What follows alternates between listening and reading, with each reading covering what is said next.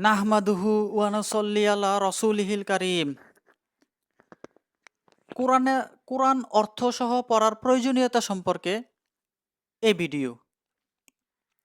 শুরুতেই একটা প্রশ্ন, কোরআনের কোন সূরাকে ফরজ বলা হয়েছে?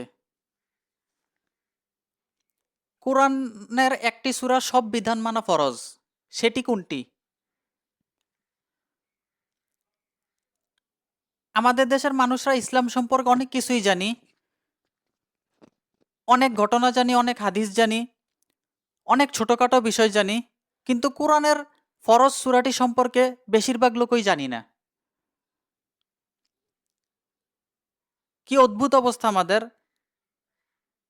বড় বিষয় জানি না, নিশ্চিত বিষয় জানি না, মূল বিষয় জানি না, কিন্তু অনিশ্চিত ছোটখাটো বিষয় জানি।